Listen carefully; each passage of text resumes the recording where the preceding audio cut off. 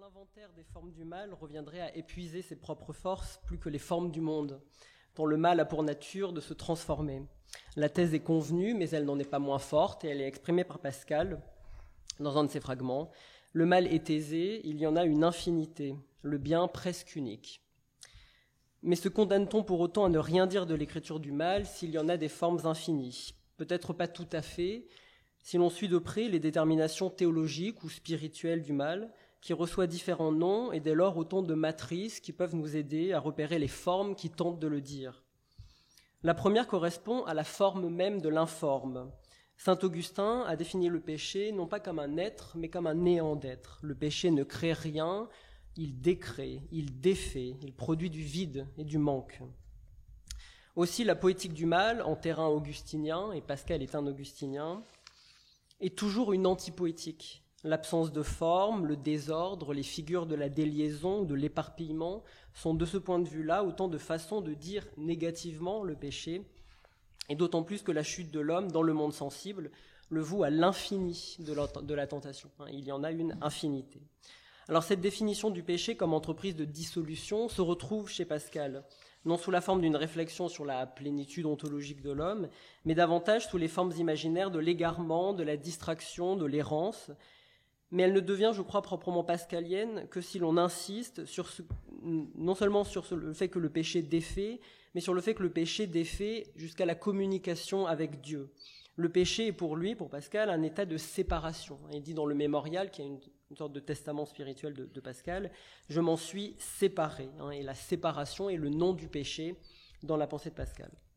D'où, de ce point de vue-là, l'importance de certaines formes communicationnelles, comme l'apostrophe, qui éprouvent le désir de rejoindre ce qui, sans la grâce, ne peut jamais être rejoint. C'est dire d'emblée que le mal admet des conséquences formelles ou des conséquences poétiques, et plus généralement argumentatives, qui circonscrivent le paradoxe de l'écriture du mal, tout à la fois dirimante peut-être pour toute forme de vie, et à la fois ordonnatrice ou un peu matricielle pour qui tente non pas de combler la distance entre l'homme et Dieu, parce que ce sera toujours impossible, mais de la manifester et d'en tirer toutes les conséquences spirituelles. Alors je regarderai successivement 3 dimensions de cette poétique du maléfique, en me concentrant d'abord sur le caractère incessant et infini de la tentation, puis sur le caractère abyssal du mal, et enfin sur la polysémie du verbe tenter dans les pensées de Pascal. D'abord, la tentation, premier point, est une force continue, si je puis dire, de discontinuité, de rupture, de déconnexion. Elle est en effet incessante, les traditions juives et chrétiennes s'accordent sur ce point. Pascal le rappelle dans le fragment 309, en prenant des notes sur un traité rabbinique. Un grand roi a assiégé une petite ville, ce grand roi est le mauvais levain, les grandes machines dont il l'environne sont les tentations, et il a été trouvé un homme sage et pauvre qui l'a délivré, c'est-à-dire la vertu. Alors l'assiégement dit bien un processus sans cesse réactualisé, jamais abouti.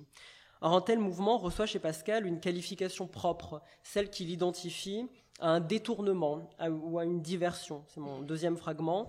Quand nous voulons penser à Dieu, n'y a-t-il rien qui nous détourne, nous tente de penser ailleurs. Tout cela est mauvais et né avec nous. C'est dire que le maléfice, le mal, nous donne une forme avant même que nous essayions de lui donner une forme, celle d'une digression, d'une déroute, exercée par cette force d'arrachement à l'essentiel, Dieu, qui fait que l'existence ne peut être placée que sous le signe d'une rature incessante, celle-là même qui barre notre volonté. La tentation n'est en effet pas exactement un mouvement volontaire, mais un mouvement contre la volonté de l'homme, ce que Pascal appelle théologiquement dans les écrits sur la grâce, l'esclavage du péché. L'homme veut penser à Dieu, il y a ce mouvement volontaire, mais il en est détourné. Et un autre fragment, mais rigoureusement, l'homme en position d'objet, c'est la citation 3, « Les objets du dehors nous tentent d'eux-mêmes et nous appellent quand même nous n'y pensons pas. » Aliéné au cœur de sa pensée, l'homme veut agir, mais il est agi davantage. Il est contaminé par un rien nous en détourne, dit Pascal dans la citation 2, n'y a-t-il rien qui nous détourne ? Or ce rien, c'est, dans sa futilité même, acte d'un scandale que Pascal développe sans cesse.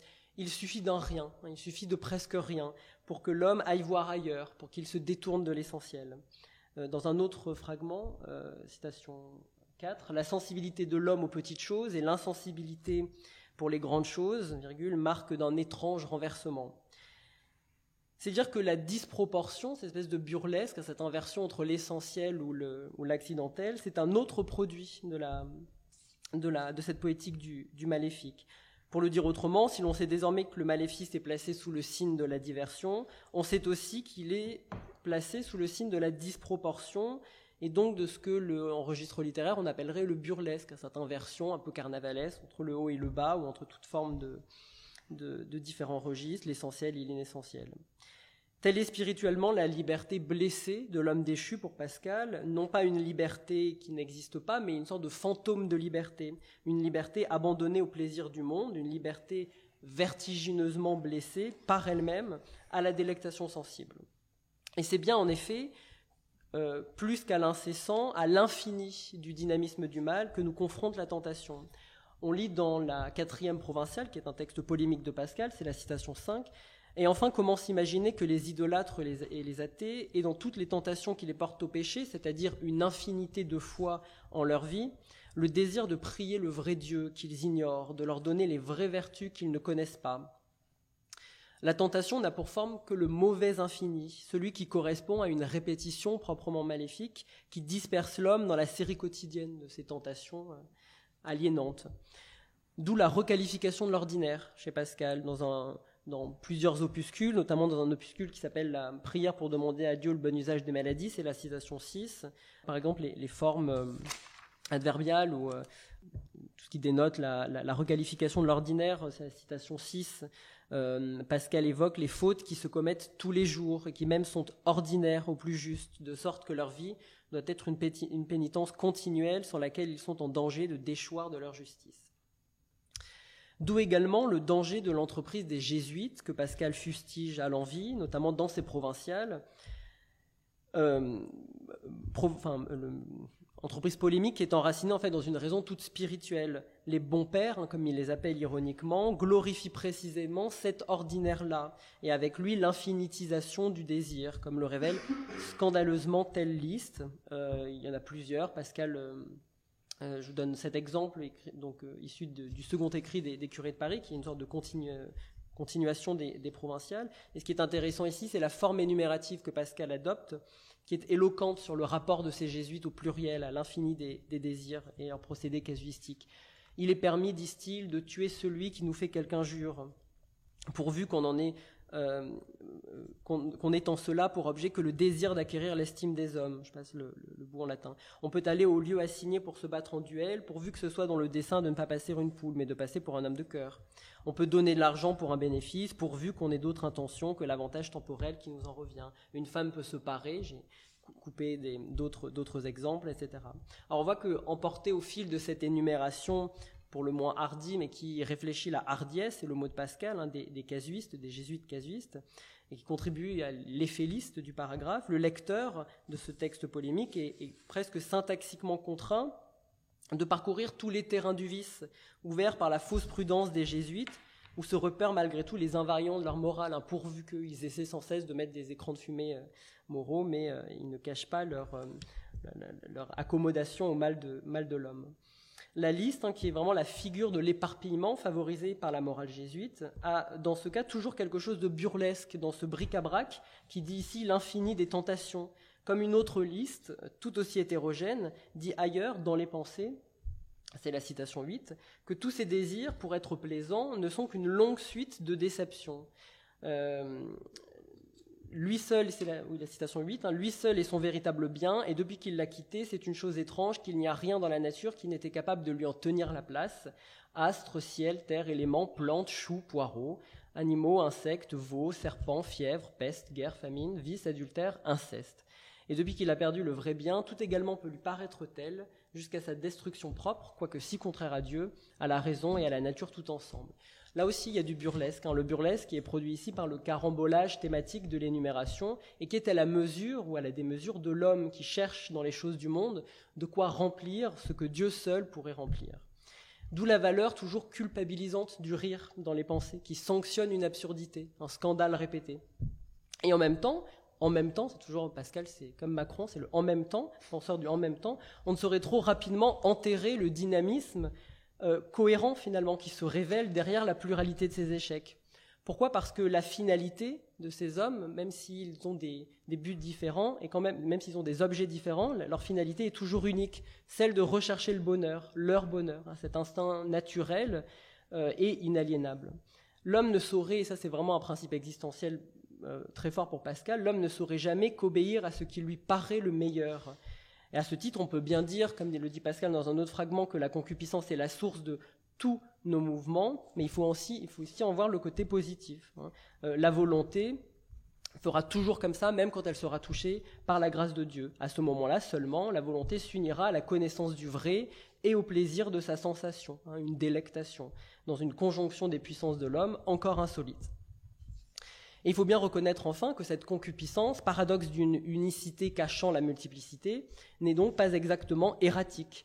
Elle l'est lorsqu'elle prétend seule conduire l'homme à son bonheur, mais elle ne l'est pas tout à fait lorsqu'elle s'applique seulement à organiser un monde plus ou moins cohérent. Alors on en a plein d'exemples chez Pascal, je prends simplement un exemple rhétorique, parce que la rhétorique chez Pascal est gouvernée par ce principe du plaisir, et donc elle a quelque chose d'erratique, parce qu'elle est gouvernée par en nous la concupiscence, mais en même temps elle a quelque chose de tout à fait cohérent. Regardez la citation 9, « Il ne faut point détourner l'esprit ailleurs, sinon pour le délasser, mais dans le temps où cela est à propos, car qui délasse hors de propos, il lasse, et qui lasse hors de propos, délasse, car on quitte tout là. Dans la malice de la concupiscence, se plaît à faire tout le contraire de ce qu'on veut obtenir de nous, sans nous donner du plaisir, qui est la monnaie pour laquelle nous donnons tout ce qu'on veut. » À chaque fois, il y a toujours la même racine en fait, qui rend la cohérence de la chose, c'est le plaisir, qui est tout à la fois incitateur et régulateur, créateur et modélisateur, si je puis dire. Et au demeurant, ce plaisir malicieux qui nous pousse, on l'a vu, incessamment vers l'extérieur, dit quelque chose de profondément vrai, c'est que le bonheur doit avoir quelque chose, quelque part, lié à l'extériorité. J'ai pas mis la citation, donc je vous donne la citation. Pascal dit que Dieu est en nous et hors de nous. Donc même l'extériorité, même la digression, même le détournement a quelque chose en lui de profondément vrai, c'est qu'il y a quelque chose à tirer de cette digression, c'est que le bonheur aura une partie liée à l'extériorité. La tension vaine, pour le dire autrement, du plaisir, qui ne sait concourir à sa réalisation, qui ne sait pas vraiment concourir à sa réalisation, imite, en fait, perversement, la qualité du vrai, souverain bien, Dieu, tout en l'ignorant. Ultimement, la forme du mal a quelque chose en elle de la forme du bien. J'en viens à ma deuxième partie, parce que le maléfice n'est pas l'apanage des mauvais cœurs chez Pascal. Chez d'autres également. Il est, toute mesure gardée, présent au cœur des hommes, des justes comme des injustes. La malice ne quitte pas le cœur de l'homme avant la gloire, ce qu'on appelle théologiquement la gloire, c'est-à-dire la béatitude des bienheureux. Pascal le dit sans cesse dans plusieurs opuscules, notamment dans les écrits sur la grâce. Je passe la citation parce que je crois que le temps va un peu me manquer, mais c'est une idée qu'on trouverait partout chez Pascal. Alors, ce qui est intéressant quand même, c'est qu'on la trouve chez Pascal avec une très grande intensité et qu'il insiste beaucoup sur l'idée que la purification, le travail de purification est continuellement à refaire. Ça se voit notamment dans sa traduction de certains passages de la Bible. Là où la Bible déclare dans un psaume « Heureux celui à qui Dieu n'a point imputé de péché », autrement dit, quand Dieu lui a pardonné ses fautes, l'homme est heureux. Pascal en fait pour sa part l'objet non d'un constat mais d'une demande. Il traduit ce passage des psaumes par « que Dieu ne nous impute pas nos péchés », c'est-à-dire toutes les conséquences et suites de nos péchés qui sont effroyables des moindres fautes si on veut les suivre sans miséricorde. Alors c'est dire que pour Pascal, la miséricorde de Dieu, elle seule, peut suivre les conséquences infinies et effroyables des moindres actions de l'homme.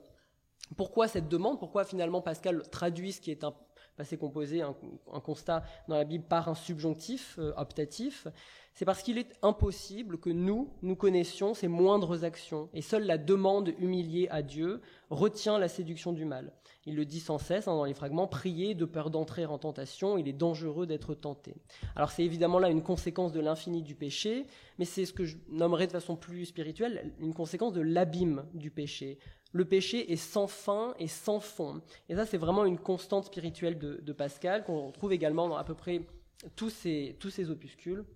Je crois en avoir mis, voilà, j'en ai réuni quelques exemples sous la citation 12. Ça vient des psaumes, qui est celui qui connaît ses fautes, purifie-moi mon Dieu de celles qui sont cachées. Mais Pascal varie sur ce principe de la malice occulte, souvent ce qu'on appelle la malice occulte, dans absolument tous ses ouvrages, avec une constante exceptionnelle. Alors on le voit particulièrement dans le fragment 751, je voudrais m'attarder un petit peu sur ce fragment 751, celui qui est à la droite à l'écran. Si tu connaissais tes péchés, tu perdrais cœur. C'est Jésus-Christ ici qui parle à une âme sans doute priante. Si tu connaissais tes péchés, tu perdrais cœur. Je le perdrai donc, Seigneur, car je crois leur malice sur votre assurance. Non, car par qui tu l'apprends, t'en peux guérir. Par qui tu l'apprends, t'en peux guérir. Et ce que je te le dis est un signe que je te veux guérir. À mesure que tu les expieras, tu les connaîtras. Et il te sera dit, vois les péchés qui te sont remis. Fais donc pénitence pour tes péchés cachés et pour la malice occulte de ceux que tu connais. Je glose un peu, l'homme ne connaît pas lui-même le mal. Faire le mal ne donne pas accès à la malice. C'est pas parce qu'on expérimente le mal, c'est pas parce qu'on fait le mal qu'on connaît le mal. Selon un paradoxe plus violent encore, il y a dans cela même qu'on connaît une part toujours inconnue. Ce qui m'intéresse ici, c'est le fait pénitence pour la malice occulte de ceux que tu connais. Même ceux que l'on croit connaître gardent quelque chose d'occulte. C'est-à-dire que la connaissance ouvre l'abîme plus qu'elle ne la referme. Alors c'est dire l'importance de l'humilité, qui est plus qu'un thème, c'est la racine d'une forme de vie. Celle ici est d'une forme poétique, celle qui se dit ici à travers le dialogue, forme théologique, seule convenante à l'idée que le regard christique est lui seul révélateur, lui seul révèle la malice. Le dialogue est ce qui permet à la fois la reconnaissance de la possibilité de l'abîme, la rédemption fait progressivement connaître, dans un processus sans doute infini, cela même qui est rédimé, et l'amitié, c'est le mot qu'emploie Pascal dans un extrait que je n'ai pas mis du fragment 751, de l'interlocuteur, qui, alors que l'homme est au bord de l'abîme du péché, tu perdrais cœur, au bord de l'effondrement, se charge pour lui de le relever. L'échange nous et des nous, il dit la possibilité du redressement, l'énormité de la miséricorde, c'est l'adjectif que Pascal emploie pour parler de la miséricorde, énorme, ce qui est quand même assez insolite dans la tradition spirituelle, et qui révèle aussi la séparation au moment où le dialogue lie les participants. Alors c'est ce rapport de Jésus à la malice que Pascal met en scène dans une des belles pages de Pascal, issue d'une œuvre un peu étonnante qui s'appelle l'Abrégé de la vie de Jésus-Christ. L'Abrégé de la vie de Jésus-Christ est une sorte de compendium des différents évangiles, et Pascal essaie de restituer une cohérence narrative à la vie de Jésus. Et dans un des passages, évidemment, il monte la séduction de Judas après la scène. C-E-N-E. Voilà le passage. Le soir, quand l'heure fut venue, Jésus mangea l'agneau de Pâques avec ses disciples. Il leur déclare le grand désir qu'il a eu de manger cette Pâques avec eux. Après souper, il leur lave les pieds, ce que Pierre refuse d'abord, puis y consent. Je passe l'article 189, c'est la première communion. Puis donc Jésus, fut troublé en esprit et prédit que Judas le trahirait et qu'il serait meilleur à cet homme-là de n'être point né. Judas demande s'il parle de lui, Jésus l'avoue. Et après que Judas eut pris le morceau trempé, le diable entra en lui. Car ce morceau n'était pas le corps du Seigneur, car il l'avait déjà reçu. Et Jésus lui dit, fais bientôt ce que tu as à faire. Alors apparemment, c'est un passage où il ne se passe pas grand-chose. Il y a une très grande simplicité syntaxique, et puis on pourrait penser que c'est simplement un montage de différents versets du Nouveau Testament. En fait, c'est tout à fait autre chose qui se met en place ici. C'est vraiment une poétique méditative et une méditation sur l'entrée dans la nuit, symbolique et littérale. Les détachements typographiques, à l'instar de celui qui décroche les premiers circonstances temporels, le soir, quand l'heure fut venue, soulignent le poids de l'épisode en liant d'emblée la trahison de Judas à venir à la nuit, littérale comme symbolique, et à l'accomplissement d'un destin, quand l'heure fut venue, que Jésus accepte. Alors, on pourrait remarquer, je ne vais pas l'analyse, je passe très rapidement l'analyse syntaxique, que Pascal non seulement détache des différentes prédications, il lit également par des procédés de textualisation, des allitérations, des assonances le passage, pour remotiver ou pour donner une sorte de densité à chaque décrochement, à chaque paragraphe détaché par une unité compositionnelle en quelque sorte, 185, 186, 187. J'en viens juste à la conclusion sur ce passage, ce que ça montre. c'est que Pascal veut qu'on médite la scène. Il ne donne pas à avoir une cohérence narrative de la scène, mais une sorte de passage, une sorte de litanie spirituelle, où se médite ici l'opposition entre Judas d'un côté, ennemi de la séduction du mal, Jean de l'autre, qui métonymise la fidélité à Jésus par le motif de la poitrine. L'écriture du mal est ici fondamentalement méditative parce qu'elle est à la croisée de la litanie et de l'exercice spirituel, et elle est déjà en cela une réponse à cela qu'elle tente de nommer. Alors, ma conclusion sera ma troisième partie, très rapidement, pour en venir à la polysémie du verbe tenter chez Pascal. Alors, on pourrait en conclure qu'il n'y a pas de réponse possible chez Pascal, qui est content de décrire le mal et qui ne peut pas donner de réponse. Et je crois qu'il faut prendre acte de cela. Il n'y a pas de réponse chez Pascal. Il ne donne aucune espèce de réponse. C'est pour ça que les pensées, ce n'est pas vraiment une apologie, parce qu'il ne veut pas convertir qui que ce soit. C'est impossible de convertir qui que ce soit. Dieu seul pourra convertir l'homme, et Pascal abandonne, si je puis dire, mais avec espérance, l'homme à la rencontre avec Dieu. Et je voudrais conclure justement sur les limites parfaitement conscientes de cet usage, qui me semble importante pour comprendre le projet que Pascal pouvait nourrir. Ce qu'il veut faire avant tout, c'est détruire les prétentions de l'homme. Détruire les prétentions de l'homme à voir Dieu, à le trouver comme un soleil, dit-il, en plein midi. Regardez la citation 13, il est vrai tout ensemble qu'il se cache à ceux qui le tentent et qu'il se découvre à ceux qui le cherchent. Tenter ici, c'est sommer de Dieu d'apparaître, réclamer une injuste manifestation divine. Or, les pensées, c'est précisément le contraire qu'elles font. Elles ne tentent pas Dieu, elles demandent à l'homme de tenter le chemin. Et Pascal joue par une antanaclase constante sur cette dichotomie entre deux tentations. La mauvaise tentation de Dieu, celui qui somme Dieu d'apparaître injustement, et celui qui peut tenter le chemin, c'est-à-dire s'ouvrir humblement à l'idée que Dieu, un jour peut-être, se manifestera gratuitement à l'homme, et donc il doit faire en sorte de l'attendre. Dernière remarque, et c'est vraiment, je vous assure, ma conclusion, Pascal est conscient des limites de son projet, mais aussi des limites temporelles de son projet. Il y a quelque chose sur quoi je voudrais mettre l'accent, c'est la citation 14. Pascal écrit que la vérité est si obscurcie en ce temps, et le mensonge si établi qu'à moins que d'aimer la vérité, on ne saurait la connaître. C'est dire que le projet qu'il nourrissait dans les pensées n'est pas valable pour tous les temps. C'est un temps qui est adjointé à sa propre temporalité. C'est dire aussi que les attaques du mal ne sont pas uniformes et ne réclament pas le même engagement ou la même forme. Inutile donc de parler d'une poétique du mal, chaque temps réclame la sienne. Et je vous remercie.